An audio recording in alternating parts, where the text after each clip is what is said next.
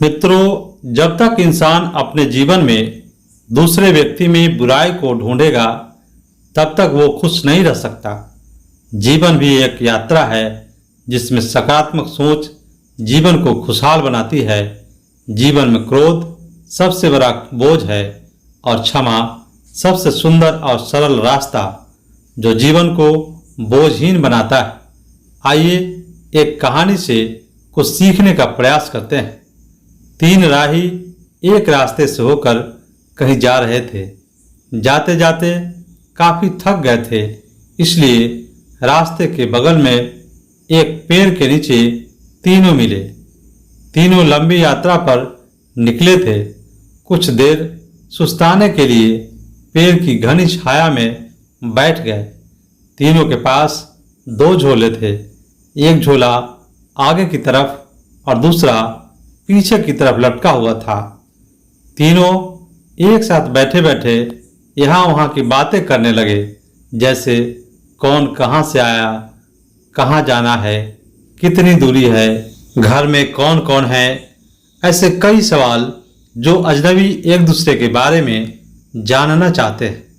तीनों यात्री कद काठी में एक जैसे थे, पर सबके चेहरे के भाव अलग अलग थे। एक बहुत थका निराश लग रहा था, जैसे सफर ने उसे बोझिल बना दिया हो।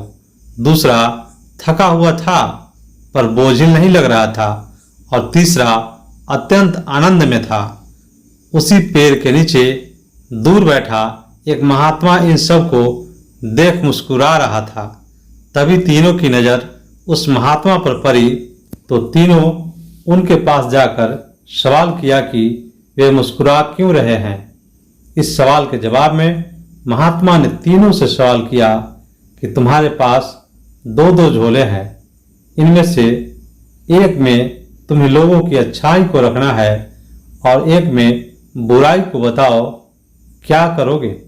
एक ने कहा, मैं आगे वाले झोले में बुराई रखूंगा ताकि जीवन भर उनसे दूर रहूं, और पीछे अच्छाई रखूंगा। दूसरे ने कहा, मैं आगे अच्छाई रखूंगा ताकि उन जैसा बनूं, और पीछे बुराई ताकि उनसे अच्छा बनूं। तीसरे ने कहा, मैं आगे अच्छाई रखूंगा ताकि उनके साथ संतुष्ट रहूं, और पीछे बुराई रखूंगा और पीछे के थैले में एक छेद कर दूंगा जिससे वो बुराई का बोझ कम होता रहे और अच्छाई ही मेरे साथ रहे। अर्थात वो बुराई को भुला देना चाहता था। यह सुनकर महात्मा ने कहा, पहला जो सफर से थक कर निराश दिख रहा है, जिसने कहा कि वो बुराई सामने रखेगा, वो इस यात्रा के भांति जीवन से थक गया है, क्योंकि उसकी सोच नकारात्मक है। उसके लिए जीवन कठिन है। दूसरा जो थका है पर निराश नहीं, जिसने कहा अच्छाई सामने रखूंगा पर बुराई से बेहतर बनने की कोशिश में वो थक जाता है, क्योंकि वो बेवजह की होड़ में है। तीसरा जिसने कहा कि वो अच्छाई को आगे रखता है और बुराई को पीछे रखकर उसे भुला देना चाहता है, वो संतुष्ट है और जीवन का आनंद ले रहा है। इसी तरह वो जीवन यात्रा में खुश है।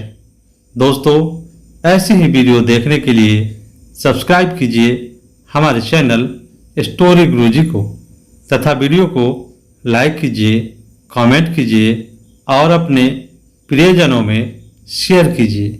वीडियो देखने के लिए आप सबों को बहुत बहुत धन्यवाद।